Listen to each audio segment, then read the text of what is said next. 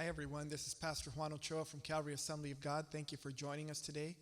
Today, we want to go ahead and share a little something about the book that we are going through on Wednesday night. We know that it is a great book, but we know that many of you guys cannot make it. So what we want to do is we want to give you guys just a quick overview of what we're going to be talking about on Wednesday nights. Remember, the book that we are having is called Overcoming Emotions That Destroy by Chip Ingram, and also he partnered also up with Dr. Rebecca Johnson. It's a great book. And today what we're going to do is we're going to go ahead and look at something that we may not look at very often, and that is the underlying issues of anger. The analogy that this gentleman using in this book, it's one that we could all remember. And it talks about an iceberg. And an iceberg, the way that he describes it is that whenever you're looking at an iceberg, you're only looking at the top of the iceberg, which is only 15%.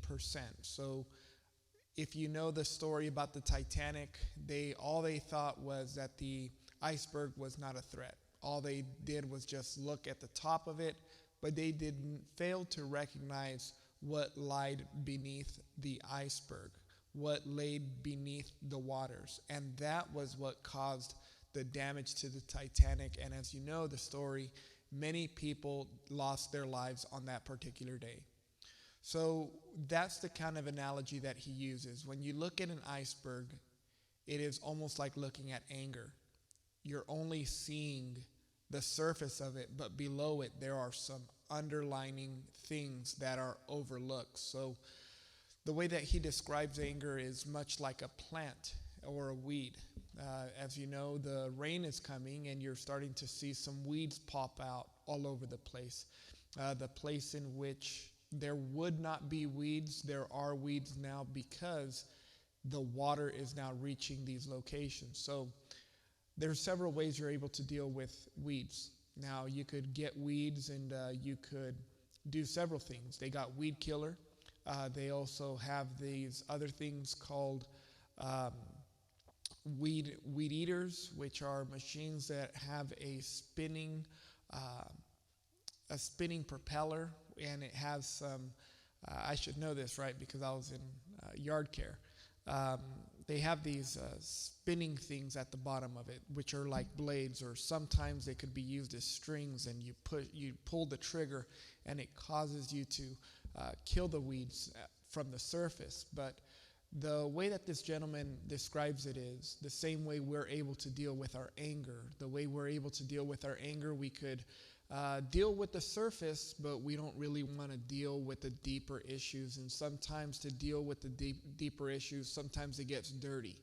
As if you're going to go out there and pull out all of those weeds from your lawn, you're going to know you're going to get some dirt under your fingernails, but you know that in the long run, you're going to be able to deal with those weeds and they are not going to come back. So remember, there's several ways we could deal with the angers. Remember, we could either pull them out, get dirty, or we could just put some weed killer on it, or we could just run it over with a weed whacker and take care of the weeds. But we're challenged to not just simply just spray some weed killer on it. We're not just simply want to deal with the top issue. We want to deal with the roots, because that's when you begin to really start dealing with the issue. So this book here gives us 4 points on how to actually deal with anger. And he uses the alphabet. He uses A, B, C, and D. And when we begin to start using the A, B, C, and D method, that's when we begin to really start dealing with the root of anger. So A is to acknowledge. That means acknowledge that you're angry. Do not deny your emotion, right? We want to acknowledge anger. Number 2, take time to be able to backtrack. Take time to look back and see what is really going on that is pushing you to this level of being angry. Number 3, C, consider. Try to figure out what is causing you to get to this state. You see, there's um, to every trigger, we've got to recognize there is something that's causing that trigger to go off. Think about your vehicle. Um, you may have a vehicle that is running perfectly well, but there comes a time in which there's a sensor that goes off, and it sends a signal to your dashboard letting you know something that goes wrong. Now, what you do is if you know a mechanic, what he does is he puts a machine to your vehicle, and the vehicle sends a signal to the computer that he ended up plugging into your vehicle, and it tells you what's wrong.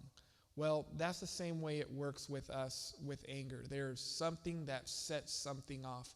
So we have to take time to say, what is it that is setting us off? Then after that, we deal with it.